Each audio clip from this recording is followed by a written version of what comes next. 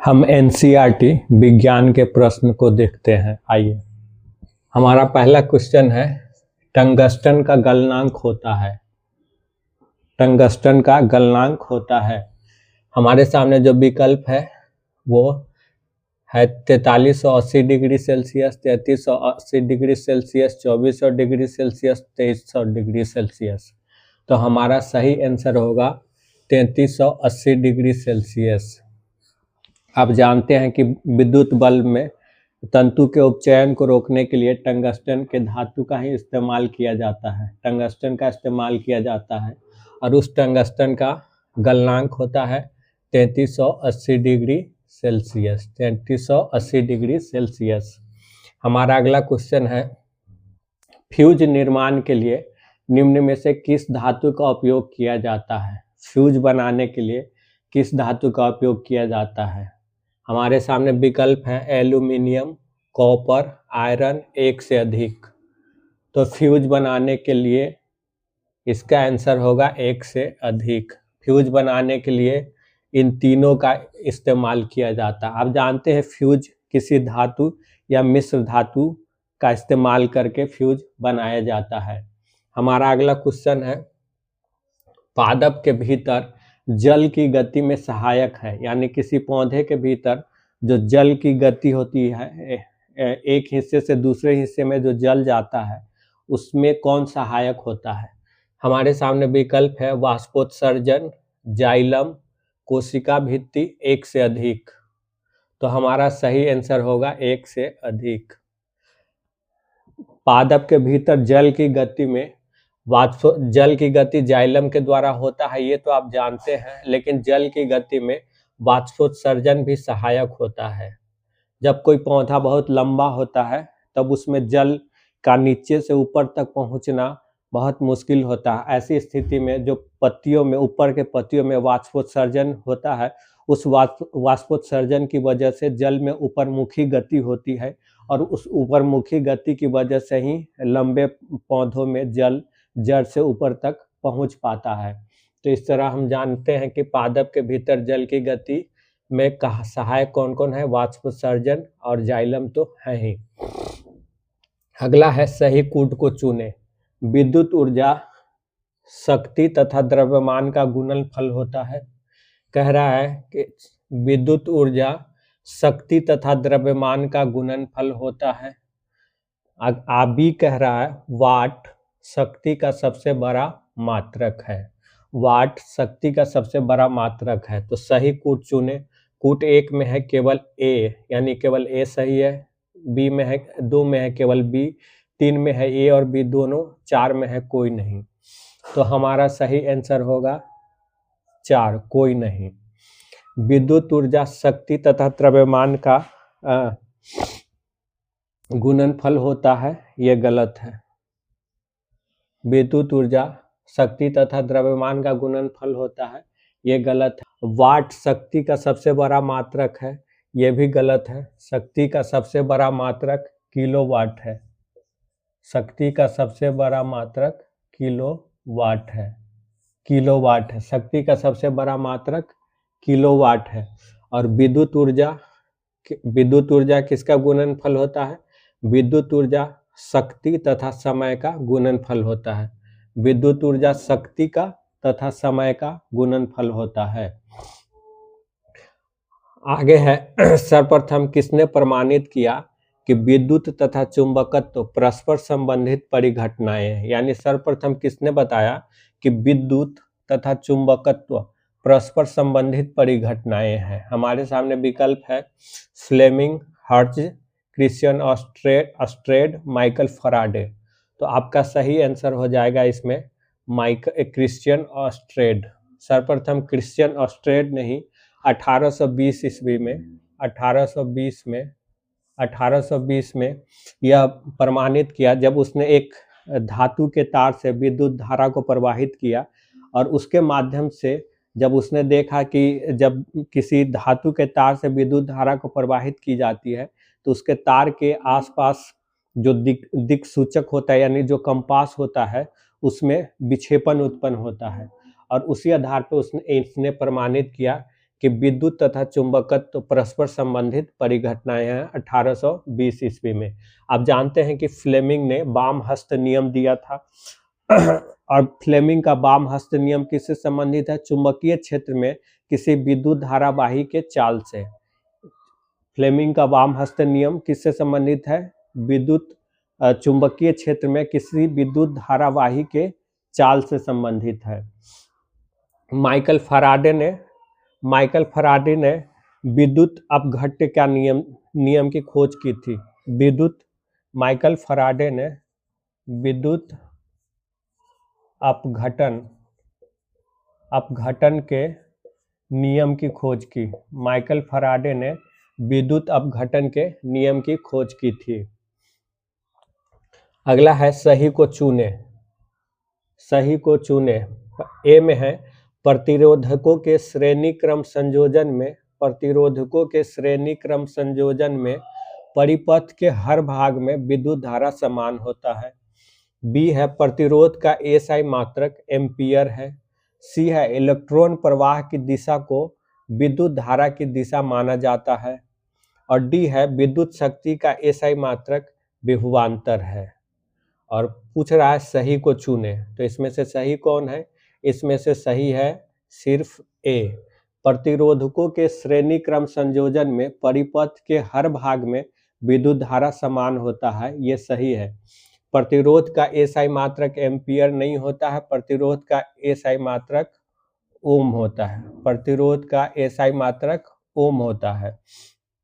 Ampere किसका SI मात्रक होता है? एम्पियर विद्युत धारा का एसआई मात्रक होता है। एम्पियर विद्युत धारा का एसआई मात्रक होता है।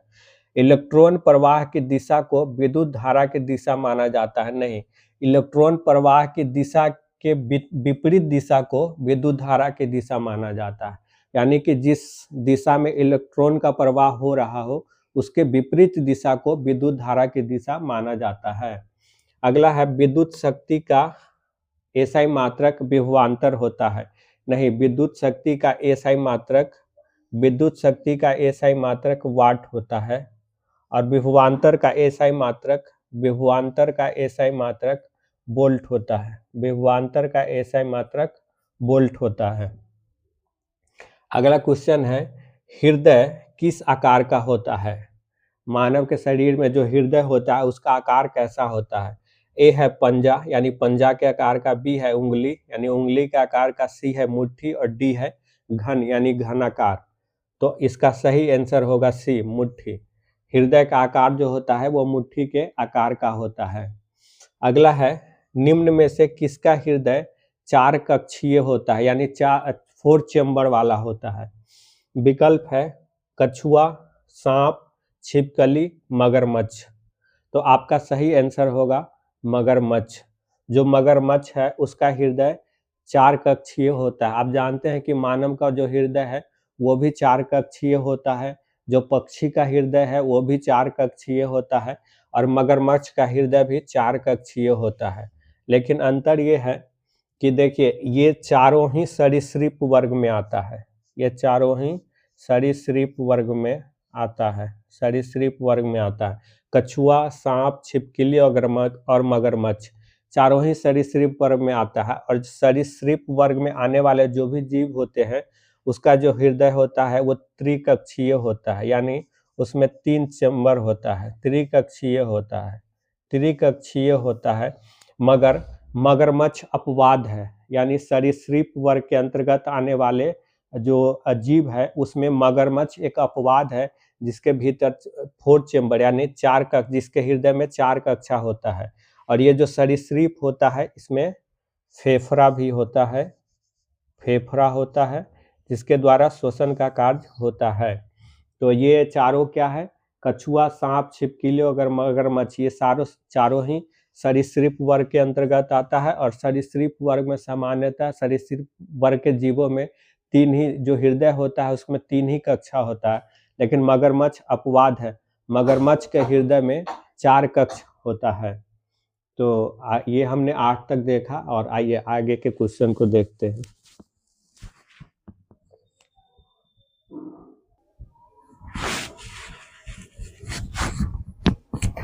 क्वेश्चन संख्या 9 है, निम्न में कौन पुष्प के जनन भाग है? पुष्प के जनन भाग कौन है?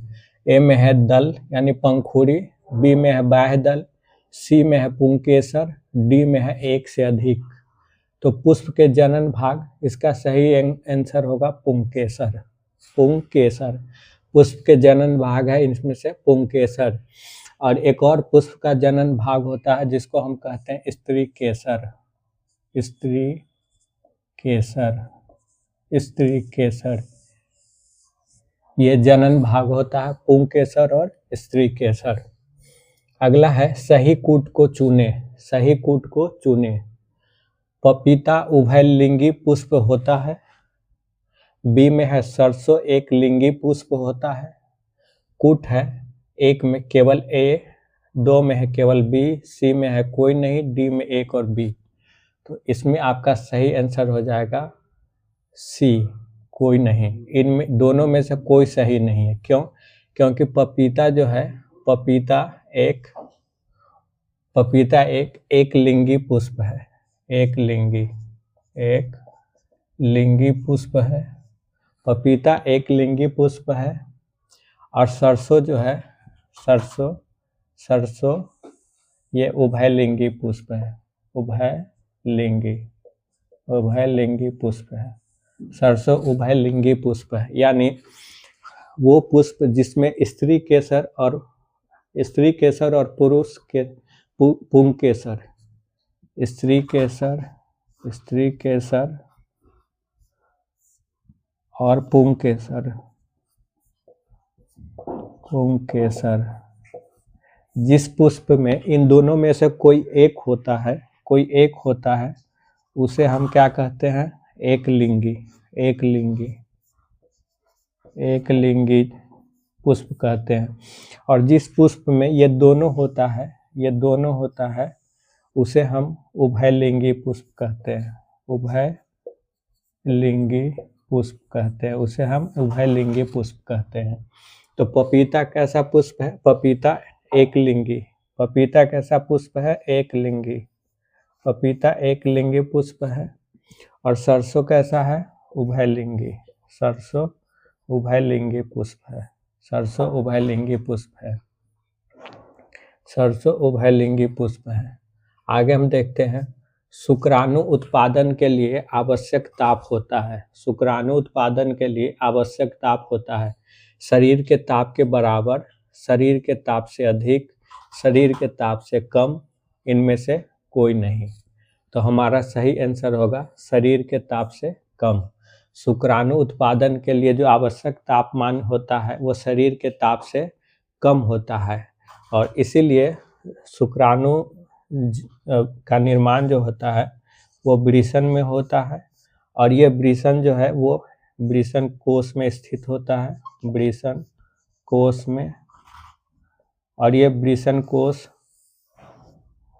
वृषण कोश उदर गुहा के बाहर होता है। उदर गुहा के बाहर होता है। तो शरीर शुक्राणु उत्पादन के लिए आवश्यक ताप होता है शरीर के ताप से कम। इसीलिए ये जो वृषण कोश होता है यह उदर गुहा के बाहर होता है, क्योंकि वृषण में ही शुक्राणु का निर्माण होता है। अगला है, चार्ल्स डार्विन का शोध किस पर था? यानी चार्ल्स डार्विन ने किस पर शोध किया था? भूमि की उर्वरता पर, पादप डीएनए पर, मानव अंग विकास पर, एक से अधिक। तो चार्ल्स डार्विन का शोध, इसका सही आंसर होगा भूमि की उर्वरता। चार्ल्स डार्विन ने इस पे शोध किया कि केचुआ के द्वारा कैसे भूमि की उर्वरता बढ़ाई जाती है। चार्ल्स डार्विन ने इस पे शोध किया था कि केचुआ कैसे भूमि की उर्वरता को बढ़ाता है। तो चार्ल्स डार्विन की शोध भूमि की उर्वरता पर आधारित था। अगला है, द लिटिल बैलेंस नामक पुस्तक किसने लिखी?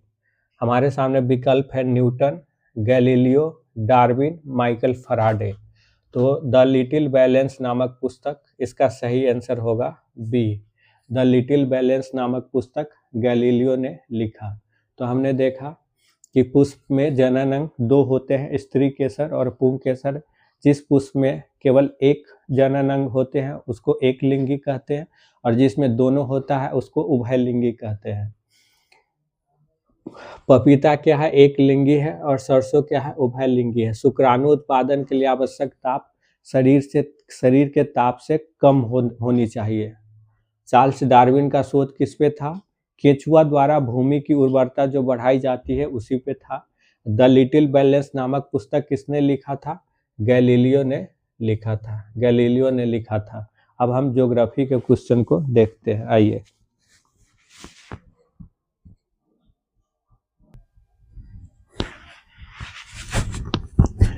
हम अब एनसीईआरटी भूगोल के आधारित प्रश्नों को देखते हैं। पहला प्रश्न है, भारत में मृदा सर्वेक्षण विभाग की स्थापना किस वर्ष हुई थी? विकल्प है 1952, 1986, 1956, 1967। तो इसका सही आंसर है 1956। भारत में मृदा सर्वेक्षण विभाग की स्थापना 1956 में हुई थी, और 1967 में भारत में क्या हुआ था? हरित क्रांति हुआ था। 1967 में भारत में हरित क्रांति का आगमन हुआ था। 1986 में क्या हुआ था? 1986 में भारत में पहली बार पर्यावरण संरक्षण अधिनियम पारित किया गया था, और 1952 में भारत में पहली बार वन संरक्षण नीति लाई गई थी। तो 1952 में पहली बार वन संरक्षण नीति लाई गई थी। 1986 में पहली बार पर्यावरण संरक्षण अधिनियम बनाया गया था। 1956 में मृदा सर्वेक्षण विभाग की स्थापना की गई थी, और 1967 में भारत में हरित क्रांति का आगमन हुआ था। निम्न में से किसके डेल्टाई हिस्से में मैंग्रोव वन पाए जाते हैं? निम्नलिखित में से किसके डेल्टाई हिस्से में मैंग्रोव वन पाए जाते हैं? तो यहाँ है महानदी, गोदावरी, कृष्णा, एक से अधिक। तो आपका सही आंसर होगा एक से अधिक। मैंग्रोव वन इन तीनों ही नदी के डेल्टाई क्षेत्रों में पाए जाते हैं। अगला है, सोलास वन में पाए जाने वाले प्रमुख वनस्पति कौन है? सोलास वन में पाए जाने वाले प्रमुख वनस्पति कौन है? मग्नोलिया, ब्लू पाइन, स्प्रूस, इनमें से कोई नहीं। तो आपका सही आंसर है मग्नोलिया सोलास वन में पाए जाते हैं। और सोलास वन कहाँ पाए जाते हैं? सोलास वन आपके अन्नामलाई, नीलगिरी और पालनी पहाड़ी जो है, उन पहाड़ियों के ऊपर पाए जाने वाले उष्णकटिबंधीय वन को सोलास वन कहा जाता है। यानी नीलगिरी, पालनी पहाड़ी और अन्नामलाई की पहाड़ी जो है, उसके ऊपर पाए जाने उष्ण उष्णकटिबंधीय वन को हम सोलास वन कहते हैं। और सोलास वन में पाए जाने वाली प्रमुख वनस्पति है मग्नोलिया, जबकि ब्लू पाइन और स्प्रूस जो है, ये पर्वतीय क्षेत्रों में पाई जाने वाली वनस्पति है। अगला है, निम्न में से किस महीने को मानसून के निवर्तन की ऋतु कहा जाता है? यानी मानसून के निवर्तन, मानसून निवर्तन मतलब हुआ मानसून की वापसी, लौटने की ऋतु कहा जाता है। हमारे सामने विकल्प है जून, दिसंबर, अक्टूबर, जनवरी। तो हमारा सही आंसर होगा अक्टूबर। अक्टूबर को मानसून के निवर्तन ऋतु के रूप में जाना जाता है, जबकि जून में मानसून का भारत में आगमन होता है। और दिसंबर जनवरी के महीने में पश्चिमी विक्षोभ से भारत में शीतकालीन वर्षा होती है। दिसंबर जनवरी के महीने में पश्चिमी विक्षोभ से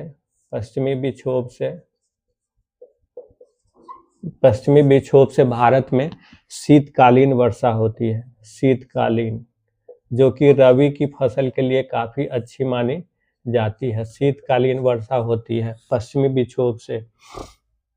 अगला है, काबिनी और भवानी किसकी सहायक नदी है? काबिनी और भवानी किसकी सहायक नदी है? हमारे सामने विकल्प है महानदी, गोदावरी, ब्रह्मपुत्र, कावेरी।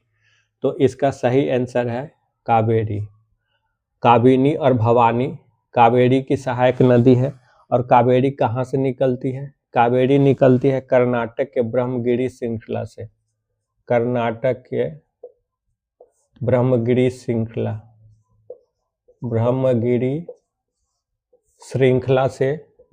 श्रृंखला से एक कावेरी नदी निकलती है। ब्रह्मपुत्र की सहायक नदी कौन सी है? ब्रह्मपुत्र की सहायक नदी है सुबनसिरी, सुबनसिरी, उसके बाद दिहांग, दिबांग, कामेंग, लोहित, केनुला, ये सब ब्रह्मपुत्र की सहायक नदी है। सुबनसिरी, दिहांग, दिबांग, कामेंग, लोहित, केनुला, ये सब ब्रह्मपुत्र की सहायक नदी है। गोदावरी की सहायक नदी कौन कौन है? गोदावरी की सहायक नदी है वेनगंगा, वेनगंगा, पेनगंगा, पूर्णा,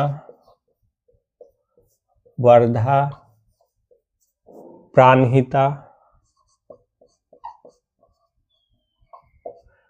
ये सब गोदावरी की सहायक नदी है। प्राणहिता, वेनगंगा, पेनगंगा, पूर्णा, वर्धा, ये सब गोदावरी की सहायक नदी है। आगे है, हिमालय की कांगतू चोटी किस राज्य में स्थित है?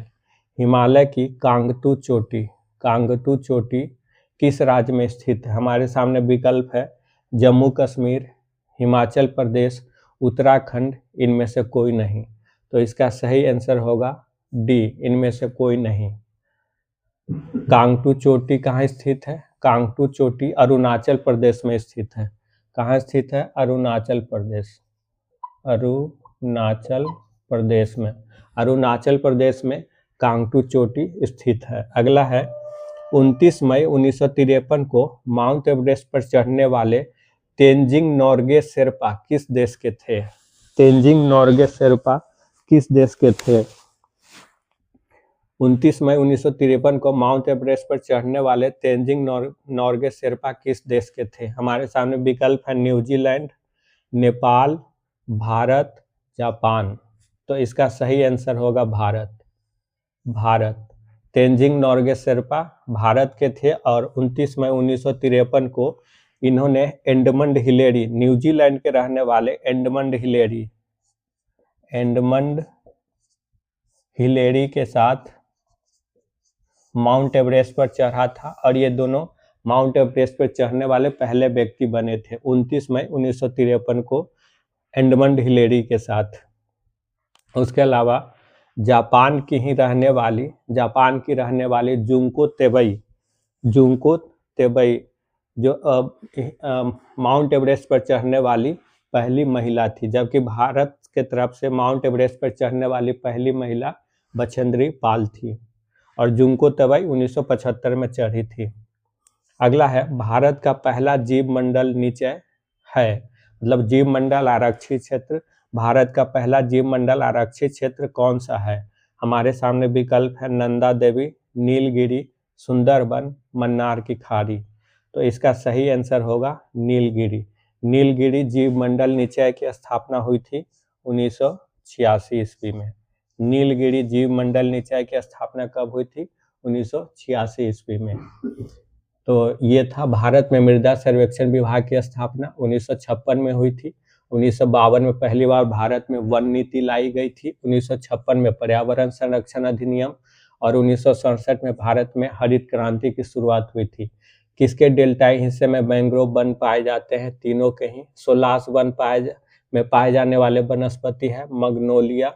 और सोलास वन कहाँ पाए जाते हैं? ये नीलगिरी, अन्नामलाई और पालनी पहाड़ी के शीतोष्ण कटिबंधीय वन जो है उसी को सोलास वन कहा जाता है।